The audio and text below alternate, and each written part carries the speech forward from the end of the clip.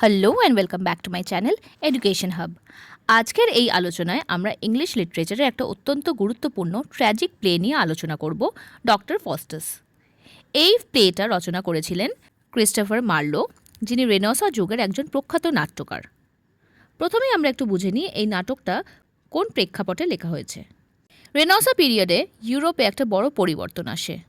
মানুষ তখন আর শুধুমাত্র ধর্মীয় চিন্তাধারার মধ্যে সীমাবদ্ধ থাকতে চায় না, বরং তারা জ্ঞান, বিজ্ঞান, মানবিকতা এই সব কিছুর দিকে এগিয়ে যেতে শুরু করে। এই সময়ের মানুষকে বলা হয় রেনেসাঁ ম্যান। এরা বিলিভ করতো human beings have unlimited power.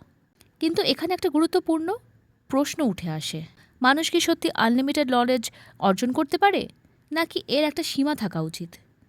এই প্রশ্নের উত্তর খুঁজতেই মার্লো লিখেছেন ডক্টর ফস্টাস। এখন আমরা আসি আমাদের প্রধান চরিত্র ফস্টাসের কথায়। ফস্টাস একজন অত্যন্ত মেধাবী স্কলার। তিনি ইতিমধ্যেই মাস্টারি অর্জন করেছেন লজিক, মেডিসিন, ল, থিওলজি, অর্থাৎ ট্রেডিশনাল নলেজের সব শাখাতেই তিনি দক্ষ। কিন্তু এখানেই শুরু হয় তার ট্র্যাজেডি, কারণ এত কিছু জানার পরেও ফস্টাস স্যাটিসফাইড নন। তিনি মনে করেন এই নলেজগুলো যথেষ্ট নয়, এগুলো তাকে আলটিমেট পাওয়ার দিতে পারছে না। এখানে আমরা একটা অত্যন্ত গুরুত্বপূর্ণ বিষয় লক্ষ্য করি। Faustus represents the overreacher. Overreacher বলতে বোঝায় যে ব্যক্তি নিজের সীমা অতিক্রম করতে চায়। ফস্টাস যখন লজিক পড়েন, তিনি বলেন এটা শুধু আর্গুমেন্ট শেখায়, but not ultimate truth. Medicine সম্পর্কে তিনি বলেন I can cure diseases, but I can't bring back the dead.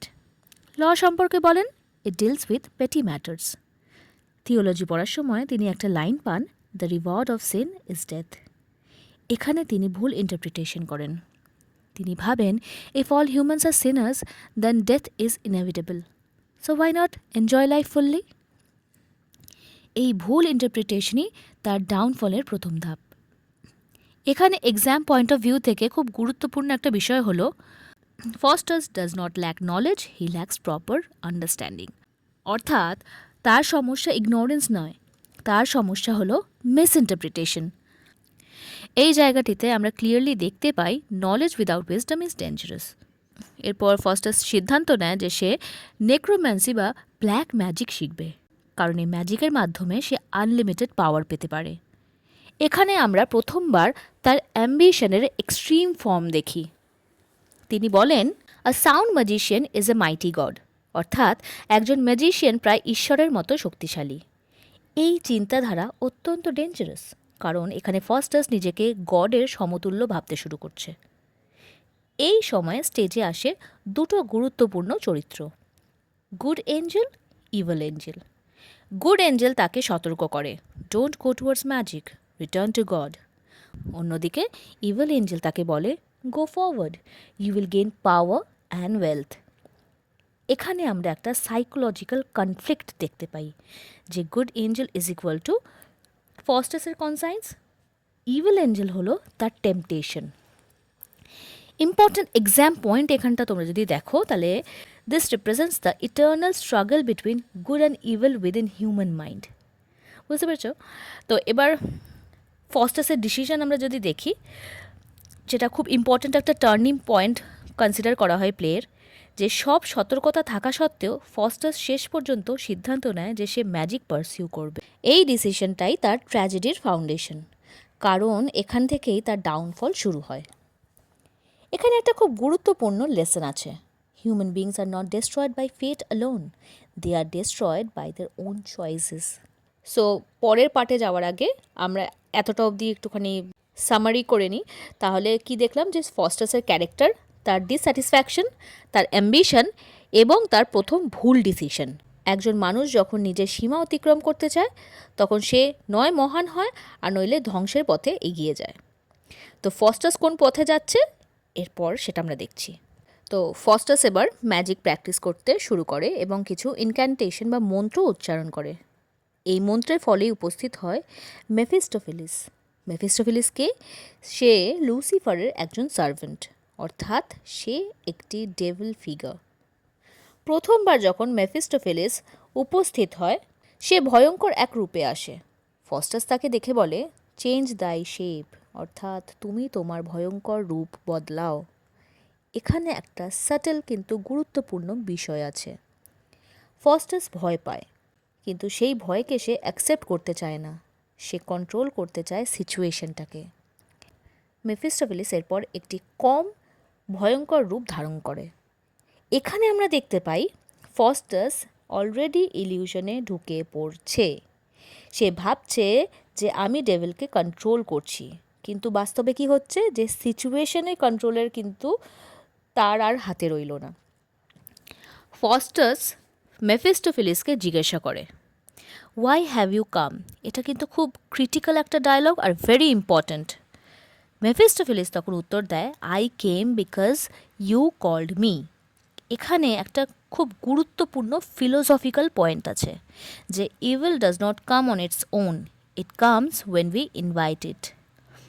Faustus তখন ভাবে তার পাওয়ারের জন্যই ডেভিল এসেছে, কিন্তু মেফিস্টোফেলিস ক্লিয়ার করে, it is not your power, it is your call that ব্রট me. ভালো করে বুঝতে হবে এখানটা। এরপর যেটা আসে প্লেটাতে সেটা হলো হেল সম্পর্কের একটা ধারণা, কনসেপ্ট অফ হেল। ফস্টাস মেফিস্টোফেলিসকে জিজ্ঞাসা করে, টেল মি অ্যাবাউট হেল। মেফিস্টোফেলিস তখন সে উত্তর দেয়, সেটা কিন্তু খুব গভীর, ওয়াই দিস ইজ হেল নর am I out of it. এখানে বোঝানো হচ্ছে যে হেল কোনো ফিজিক্যাল প্লেস নয়, শুধু এটা একটা স্টেট অফ মাইন্ড। মেফিস্টোফেলিস বলে, to be separated from God is hell. Important একটা এক্সাম পয়েন্ট আমরা এখানে দেখি যে hell is equal to spiritual suffering, not just physical punishment. এই পর্যায়ে এসে আমরা একটা খুব গুরুত্বপূর্ণ বিষয় আমরা লক্ষ্য করি, যে মেফিস্টোফেলিস বারবার কিন্তু ফস্টাসকে ওয়ার্ন করছে, কিন্তু ফস্টাস সেই ওয়ার্নিংটাকে ইগনোর করছে। এখানে ফস্টাসের একটা বড় ফ্ল দেখা যাচ্ছে, যে ইন্টেলেকচুয়াল ব্লাইন্ডনেস, অর্থাৎ সে জ্ঞানী কিন্তু সে সত্যকে কিন্তু দেখতে পারছে না। সেন্ট্রাল সিন এবার আসে, যখন ফস্টাস সিদ্ধান্ত নেয় যে সে লুসিফারের সাথে কন্ট্রাক্ট করবে। কন্ট্রাক্টের টার্মস কি? Faustus will serve Lucifer after death, in return he will get 24 years of power. এখানে একটা গুরুত্বপূর্ণ বিষয় হলো টাইম ইজ লিমিটেড। 24 ইয়ার্স এখানে বোঝাচ্ছে যে একটা হিউম্যানের লাইফের সীমাবদ্ধতা। এরপরে আসে হলো ব্লাড কন্ট্রাক্ট সিন। ফস্টাস নিজের রক্ত দিয়ে কন্ট্রাক্ট সাইন করতে যায়, কিন্তু তার রক্ত হঠাৎ করে জমে যায়। এটা কিন্তু একটা সিম্বলিক ওয়ার্নিং, তার শরীর নিজেই তাকে থামাতে চাইছে। ফস্টাস বলে, what mite the staying of my blood পোর্টেন্ট? অর্থাৎ এই রক্ত থেমে যাওয়ার মানে কি? এটা কিন্তু একটা ক্লিয়ার ওয়ার্নিং, স্টপ নাও। কিন্তু ফস্টাস আবারও সে ইগনোর করে, সে ফায়ার দিয়ে রক্ত গলিয়ে কন্ট্রাক্টটাকে সাইন করে। সাইন করার পর তার হাতে লেখা দেখা যায় যে হোমো ফিউজ, মানে ম্যান ফ্লাই। এটা আর একটা warning, run away from this path. কিন্তু ওই ফস্টাস ডাজ নট স্টপ। এই পুরো সিনটা এক্সামের জন্য কিন্তু ভীষণ ভীষণ ইম্পর্ট্যান্ট। এখানে মাল্টিপল ওয়ার্নিংস দেওয়া হচ্ছে, ব্লাড স্টপিং, হোমো ফিউজ মানে তুমি চলে যাও, মেফিস্টোফেলিসের কথাবার্তা, but Faustus ignores all. Why? Because of his ambition. তো লেসন আমরা কী পাই এখান থেকে? When ambition blinds reason, destruction becomes inevitable. এরপরে ডিলের পরে কি হয়? ডিলের পরে শুরু হয় ইলিউশন, শুরু হতে থাকে এবার। কন্ট্রাক্ট সাইন করার পর লুসিফার ফস্টাসকে এন্টারটেইন করতে শুরু করে। 7 ডেডলি সিনস, যেগুলো প্রাইড, গ্রিড, লাস্ট এটসেট্রা, এগুলো এক এক করে তার সামনে আসে। এই সিনটা কিন্তু ভীষণ সিম্বলিক। ফস্টাসের সিনের মধ্যে ট্র্যাপ হতে শুরু করে। লুসিফার তাকে ডিস্ট্র্যাক্ট করতে চায়, যাতে সে রিপেন্টেন্সের কথা না ভাবে। ফস্টাস মাঝে মাঝে ভাবে যে আই শুড রিপেন্ট, কারণ একটা ইনার কনফ্লিক্ট কিন্তু কন্টিনিউ হতে থাকে, কিন্তু তখনই ইভিল এঞ্জেল তাকে ডিসকারেজ করে। এখানে আমরা একটা সাইকেল দেখতে পাই, যে thought of repentance, fear, destruction, আবার সিন। ইম্পর্ট্যান্ট এক্সাম পয়েন্ট যদি এখানটাতে দেখো, তাহলে হবে যে Faustus is not denied salvation, he delays it himself. তো এত অবধি পার্ট 1-এর পর থেকে আমরা কী কী দেখলাম? এই অংশটাতে আমরা দেখলাম মেফিস্টোফেলিসের আগমন, হেলের concept, blood contract scene, multiple warnings, ফস্টাসের ভুল সিদ্ধান্ত। ছোট ছোট করে পাঠ করে নিলে না ব্যাপারটা বুঝতে সুবিধা হবে, নইলে অনেকটা বড় প্লে তো তোমাদের মাথা থেকে বেরিয়ে যেতে পারে। তো ফস্টাস বারবার সুযোগ পেয়েছিল থেমে যাওয়ার, ফিরে আসার, কিন্তু সে প্রতিবারই সেই সুযোগকে উপেক্ষা করেছে। এখন প্রশ্ন হলো, এই ভুল সিদ্ধান্তের চূড়ান্ত পরিণতি কী হবে, সেটাই আমরা নেক্সট পার্টে এবার দেখব। এবার শুরু হয় misuse of power. Contract sign করার পর ফস্টাসের কাছে এখন আনলিমিটেড পাওয়ার আছে। সে চাইলে নলেজকে অর্জন করতে পারে, ইউনিভার্সের রহস্য জানতে পারে। কিন্তু প্রশ্ন হলো, সে কি সত্যিই সেই পাওয়ারটা সঠিকভাবে ব্যবহার করে? উত্তর হলো না। Faustus instead of pursuing higher knowledge, কিংসদেরকে এন্টারটেইন করতে শুরু করে, চিপ ট্রিক্স দেখাতে শুরু করে, ইনভিজিবল হয়ে প্র্যাঙ্ক করে, হর্স কোর্সারকে রিসিভ করে। এখানে একটা গভীর আয়রনি রয়েছে যে মানুষটা আনলিমিটেড নলেজ চাইছিল, সে শেষ পর্যন্ত ট্রিভিয়াল এন্টারটেনমেন্টে নিজের সময় নষ্ট করছে। This is called degeneration of ambition. উচ্চ অ্যাম্বিশন ধীরে ধীরে নিচু কাজে নেমে আসে। প্লের এই অংশে অনেক কমিক সিনস আছে, যেখানে ফস্টাস অলমোস্ট ক্লাউনের মতো বিহেভ করতে শুরু করে। কমিক ডিগ্রেডেশন বলা হয় এই জায়গাটাকে। এটা কেন ইম্পর্ট্যান্ট? কারণ মার্লো এখানে দেখাতে চেয়েছেন ফস্টাসের ট্র্যাজিক ফলটা যেটা হয়েছিল সেটা কিন্তু শুধু পেনফুল নয়, it is also very humiliating, right? তো সে শুধু মারা যায় না, তার ডিগনিটিও কিন্তু নষ্ট হতে থাকে। তো ইনার কনফ্লিক্টটা কিন্তু এখানে ইন্টেন্সিফাই হতে থাকে এরপর। এই সময় ফস্টাসের মধ্যে বারবার গিল্ট আসে, সে ভাবে যে আই শুড রিপেন্ট। তখনই আমরা একটা ওল্ড ম্যানের ক্যারেক্টার দেখি। তিনি এসে তাকে এনকারেজ করেন, বলেন যে repent and God will forgive you. এখানে একটা খুব গুরুত্বপূর্ণ থিওলজিক্যাল পয়েন্ট আসে, স্যালভেশন ইজ স্টিল পসিবল।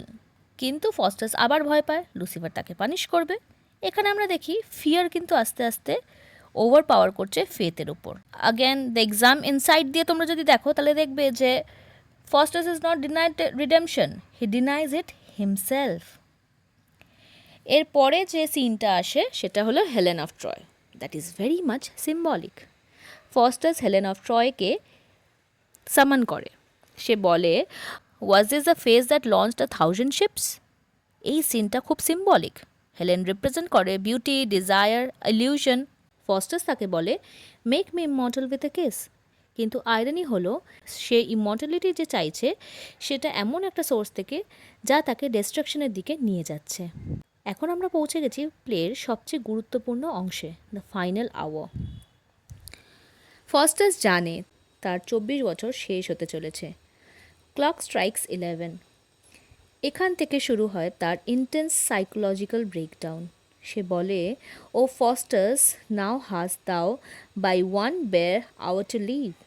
এখানে আমরা তার ভয়, অনুশোচনা, রিগ্রেট সব কিছু একসাথে দেখতে পাই।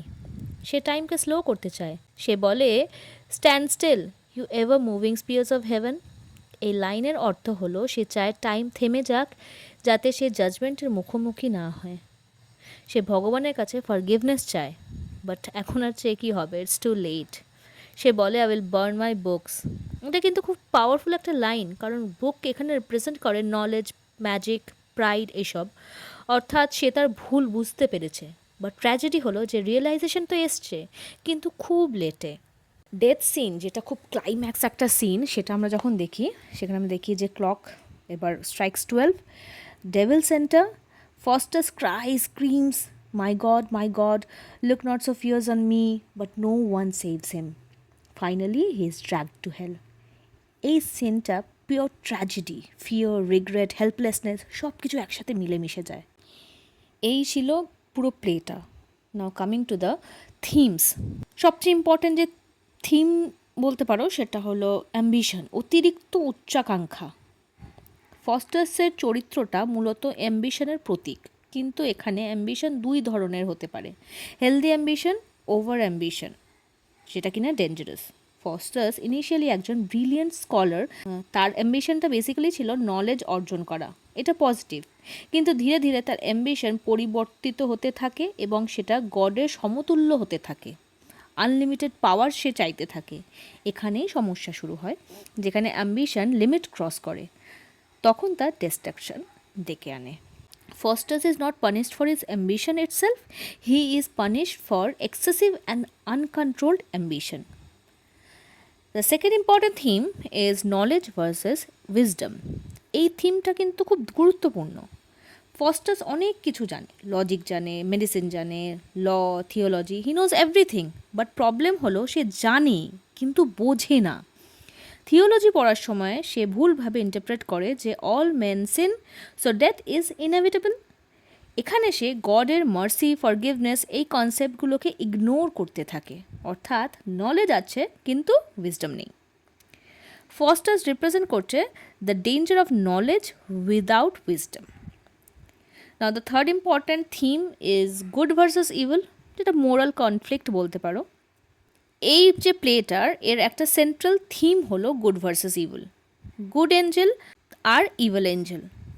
এই দুটো চরিত্রই ফস্টার্সের মাইন্ডে দুই দিক থেকে রিপ্রেজেন্ট করে। গুড এঞ্জেল তাকে বারবার বলে যে রিপেন্ট, রিটার্ন টু গড, আর ইভিল এঞ্জেল তাকে বারবার বলে, তাকে বেসিক্যালি প্রলুব্ধ করে, এনজয় পাওয়ার, ওয়েলথ, প্লেজার। এই কনফ্লিক্ট পুরো প্লেটা জুড়ে চলে কিন্তু। এটা রিপ্রেজেন্ট করছে the internal moral struggle of human beings. Fourth important theme is sin, repentance and redemption. এই থিমটা থিওলজিক্যাল পার্সপেক্টিভ থেকে কিন্তু খুব গুরুত্বপূর্ণ। ফস্টার্স বারবার সিন করে, লুসিফারের সাথে কন্ট্রাক্ট করে, ব্ল্যাক ম্যাজিক ব্যবহার করে, বাট ইম্পর্টেন্ট পয়েন্ট হলো তার কাছে রিপেন্টেন্সের সুযোগ ছিল। ওই বুড়ো বৃদ্ধ লোকটা তাকে এসে এনকারেজ করে যে repent, God will forgive, but Faustus আমরা দেখি সে ডিলে করে, সে ভাবে ল্যাটার আই উইল রিপেন্ট। এখানেই tragedy. Faustus is not denied salvation, he postpones it until it's too late. 5 number থিমটা হলো ফ্রি উইল ভার্সেস ফেট। এটা একটা খুব গুরুত্বপূর্ণ ডিবেট যে ফস্টার্সের ডাউনফলের কি ফেটের জন্য হয় নাকি তার নিজের চয়েসে। প্লে দেখলে বোঝা যায় ফস্টার্সের কাছে মাল্টিপল চান্সেস ছিল। গুড এঞ্জেল, মেফিস্টোফেলিসের ওয়ার্নিং, বৃদ্ধ লোকটা, ব্লাড স্টপিং, সবাই তাকে কিন্তু ওয়ার্ন করেছে, বাট ডিসিশনটা কিন্তু সে নিজেই নিয়েছে। Faustus basically exercised his free will. তো Faustus is the architect of his own destruction, এটা বলতেই পারো। Sixth important theme is Renaissance spirit and its limits. Faustus একজন রেনসা ম্যান, সে বিলিভ করে human potential, knowledge, exploration, but Marlowe দেখিয়েছেন যে রেনসা spirit যদি কন্ট্রোল না থাকে তা কিন্তু ডেঞ্জারাস হয়ে উঠতে পারে, অর্থাৎ হিউম্যান অ্যাম্বিশনের একটা বাউন্ডারি থাকা উচিত। এইগুলো হলো theme. Now coming to the symbolism. প্রথম সিম্বল যেটা আমরা দেখি যে good angel versus evil angel, এটা সিম্বলাইজ করছে conscience versus temptation, moral choice. এরা এক্সটার্নাল ক্যারেক্টার্স হলেও আসলে ফস্টার্সের ইনার ভয়েস কিন্তু। Next, blood. ফস্টার্স নিজের রক্ত দিয়ে কন্ট্রাক্ট সাইন করে। ব্লাড এখানে কী সিম্বলাইজ করছে? Life, soul, identity. ব্লাড যখন জমে যাচ্ছিল সেটা সিম্বলাইজ করছিল natural warning, body resisting evil. Third symbol is the contract, যেটা রিপ্রেজেন্ট করছে irreversible choice, selling of soul. এটা কিন্তু শুধু লিগাল ডকুমেন্ট নয়, এটা একটা মোরাল পতনের প্রতীক। Next, 24 years. ফস্টার্সের পাওয়ার লিমিটেড টু 24 ইয়ার্স, যেটা সিম্বলাইজ করছে হিউম্যানের যে লাইফ তার limitation, time running out. Time is precious and limited, it is the lesson that we get from this symbol. Next is Mephistopheles, যে কিনা রিপ্রেজেন্ট করছে agent of evil, temptation, but interestingly সে ট্রুথও কিন্তু বলে। So he is both tempter as well as the truth teller. Next is Helen of Troy. Helen symbolize করছে beauty, desire, illusion. Faustus ভাবে যে she will give immortality, but actually she leads him to destruction. Next comes books. Book symbolize করছে knowledge, power, magic এসব। শেষে আমরা দেখি যে Faustus বলে যে I will burn my books, মানে রিয়েলাইজেশন অফ মিস্টেক, এখনও বুঝতে পারছে কিন্তু it's too late. Next is hell, যে hell is just not a place, it is basically a state of mind, separation of God is equal to hell. তো overall যদি আমি দেখি, ফাইনাল এক্সাম একটা যদি সামারি আমরা যদি করি, তাহলে এটুকু বলতে পারি যে ডক্টর ফস্টার্স মূলত একটা কশনারি টেল against excessive ambition, against misuse of knowledge, against delaying repentance. এটা আমাদের বেসিক্যালি শেখাচ্ছে যে human beings R responsible for their own choices, time is limited and wisdom is more important than knowledge. Doctor Faustus is basically a tragic representation of a man, যদি তোমরা দেখো, who is driven by uncontrolled ambition and lack of wisdom, chooses his own destruction despite having multiple chances of redemption. So this was all about Dr. Faustus. তোমাদের যদি ভালো লাগে তাহলে অবশ্যই like, share and subscribe করে দিও আমার চ্যানেলটাকে। তো দেখা হচ্ছে নেক্সট ভিডিওতে। টাটা।